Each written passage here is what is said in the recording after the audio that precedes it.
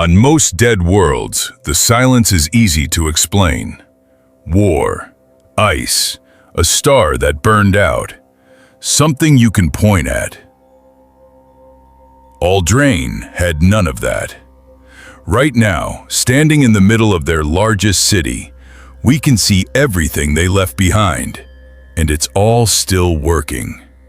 The lights are on, doors open when we walk up to them. On a table 3 feet from me, a meal set for a family of 5, plates laid, nothing touched. And not one body. Not here, not anywhere on the planet. A whole civilization walked out of its own life mid-sentence. And whatever took them did it in about the length of a held breath. Who leaves the lights on for no one? And where does an entire species go, all at once, on a single afternoon? This is what we found on AULDRANE, and we are still trying to understand it. Let me tell you how we got here. We came following a heading, not a map, not a distress call, a direction. The last world we visited left a machine still transmitting toward one fixed point in the sky, and we decided to follow the line it was pointing at. AULDRANE was sitting right on it. A blue world, warm star, air we could actually breathe. This is a different ship than last time. Lighter, cleaner, all white and glass, built for looking rather than surviving. It's the only thing that moves on this whole planet now. From orbit, the city looked alive. Grids of light in the dusk, towers stacked up the sides of a huge central well, like a canyon someone had carved a metropolis into. We radioed down out of habit. Nothing answered. So we landed in the main square, and the dust we kicked up was the first thing that had moved there in a very long time. Except it wasn't the only thing. As the engines wound down, a flock of small gray animals broke off a tower ledge and scattered into the sky. Native things. 6 wings, no feathers, nesting in the upper windows of buildings that were never built for them. Down at street level, something low and quick slid behind a market stall and didn't come back out. The wildlife had moved in. That tells you more than any instrument could. Animals don't share a city with people. They wait until the people are gone, and then they take it. Whatever happened here, it happened long enough ago that the local scavengers had stopped being afraid. And still, the lights were on. We stepped out onto stone worn smooth, into a square so wide our ship looked like a toy dropped in the middle of it. The air was clean and warm and smelled faintly of green, plants pushing up through the seams in the pavement, a slow tide of forest reclaiming the edges of the plaza. It should have felt peaceful. It didn't. There's a specific wrongness to a place built for crowds and standing completely still. Your body knows before your mind does that something is missing, and it isn't the noise. It's the people the noise was made of. The first thing you notice isn't the emptiness, it's the statues. They're everywhere. Tall, thin figures, long-limbed, and every single one of them has its head tipped back, looking straight up. Every face, every doorway, every window on every tower. The whole city is built to point at one spot in the sky. The same spot the last world was transmitting toward. Okafor was the one who said it out loud.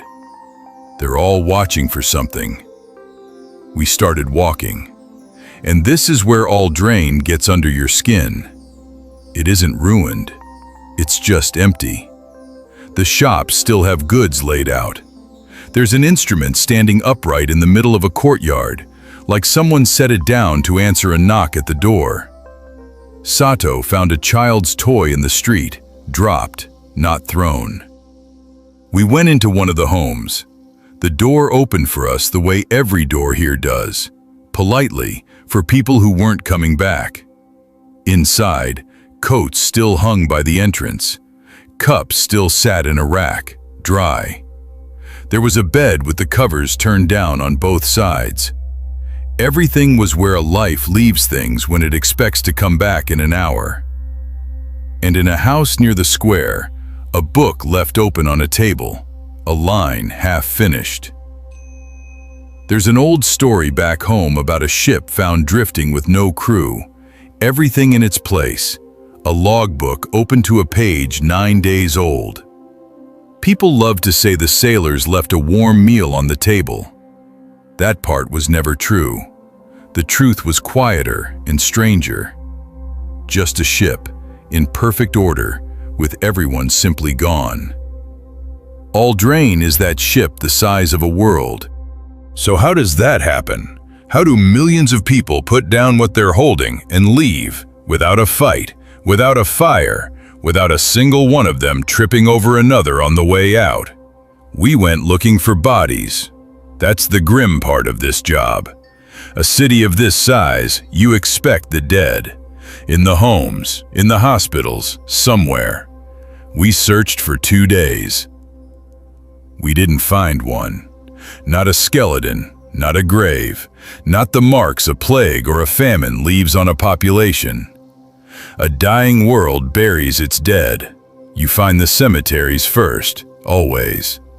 A conquered one leaves the marks of the fight, broken doors, burned blocks, the story written in the damage.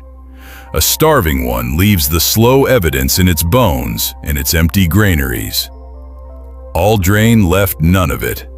The granaries were full, the doors were whole, the medical halls were clean and stocked and never used in whatever their last hour was.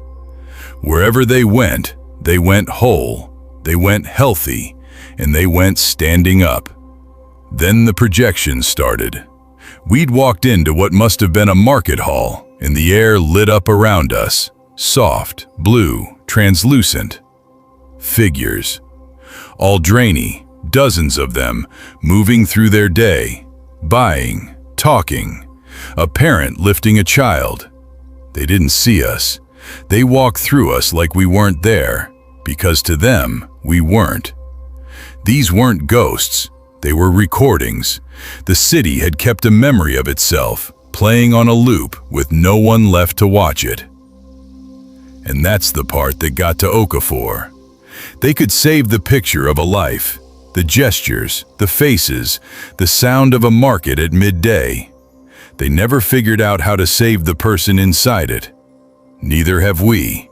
You can't copy a mind you can't even finish mapping, and a single one of ours runs on more wiring than there are stars in this galaxy. So what stood around us wasn't them, it was the shape they left in the air, a crowd and utterly empty. That was the loneliest room I have ever stood in. Okafor wouldn't leave. She kept watching one loop, a teacher, a group of young ones, all of them being taught to do the one thing this whole world revolved around, to watch the sky.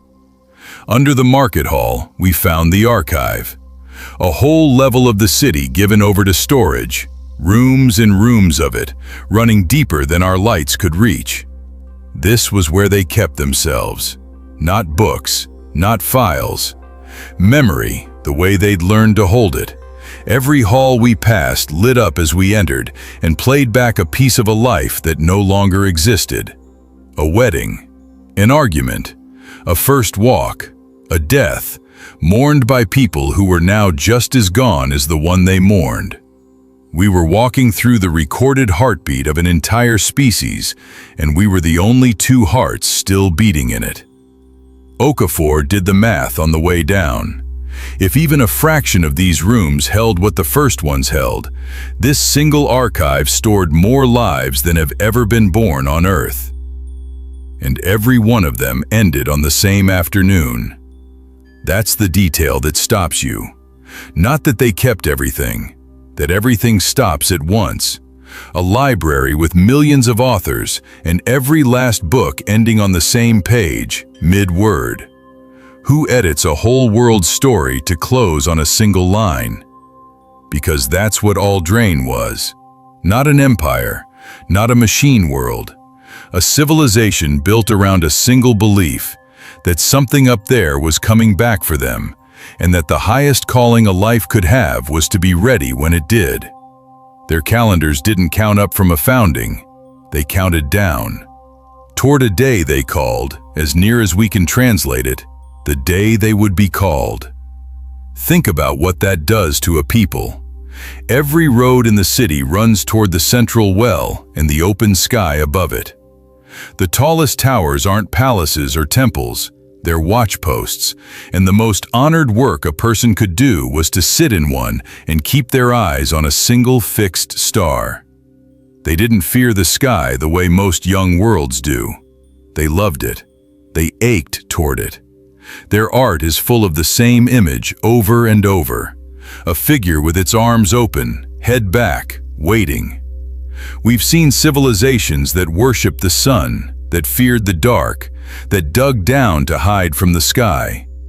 We had never seen one that spent its whole existence reaching up, certain that the reaching would one day be answered.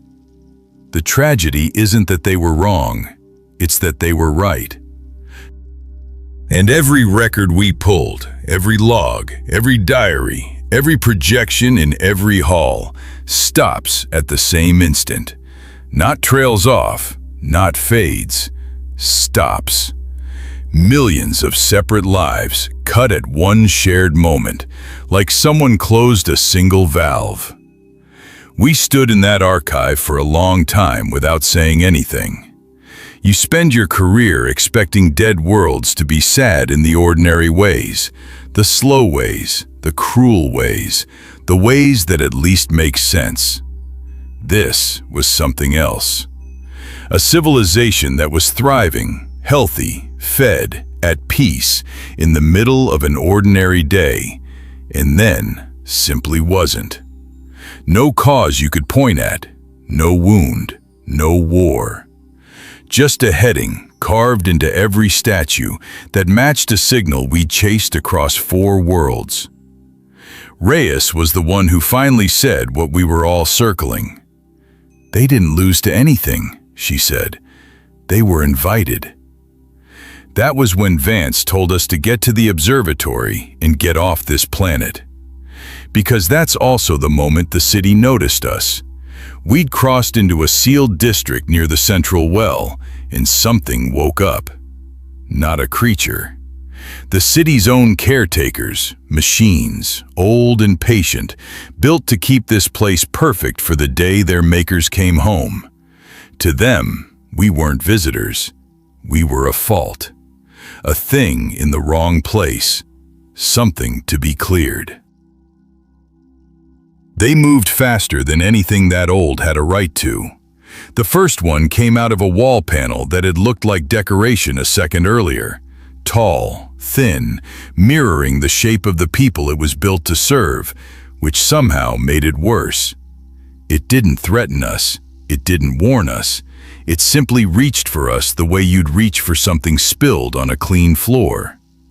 Sato got a hand on Okafor and pulled her back through the door. Vance was already counting. The air in the sealed district was thin, our margin was shrinking, and now the walls themselves were waking up around us.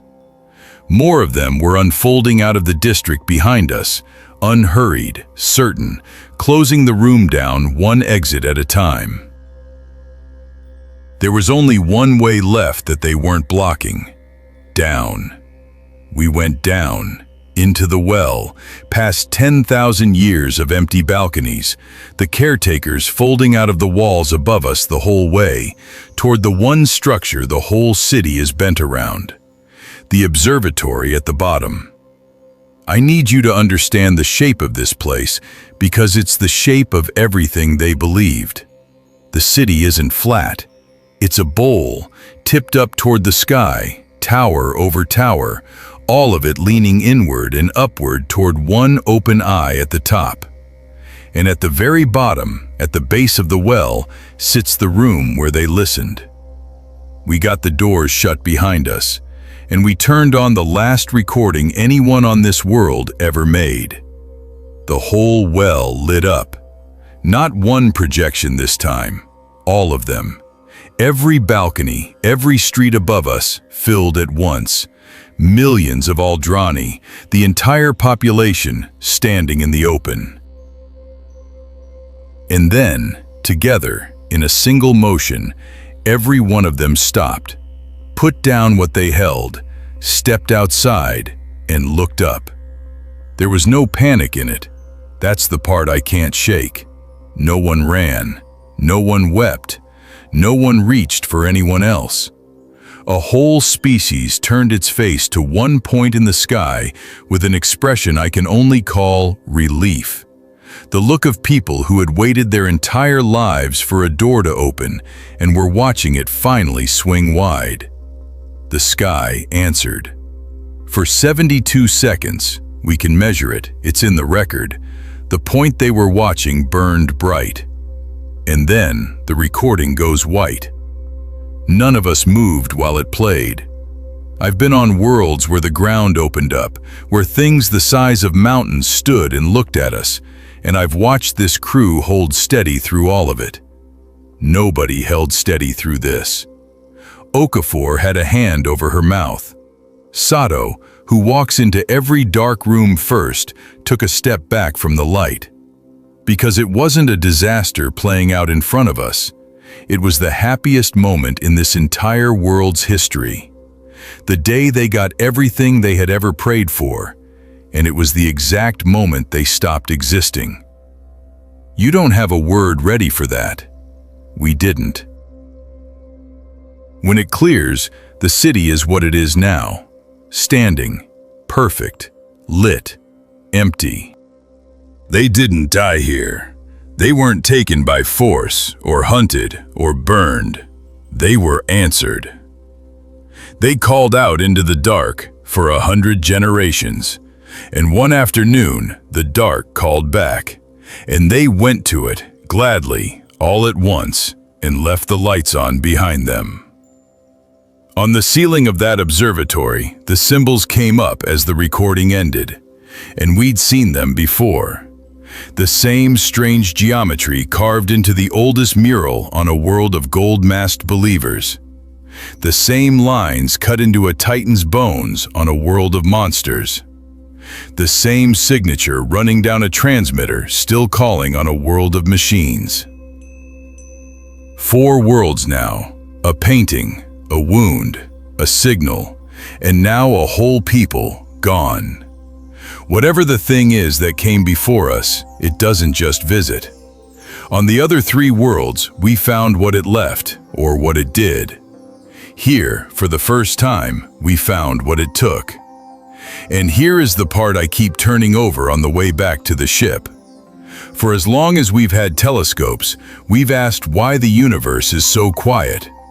Why a galaxy this old, this full of stars, should feel this empty. We built a whole idea around it, that maybe there's a filter somewhere, a wall that civilizations hit and don't come back from.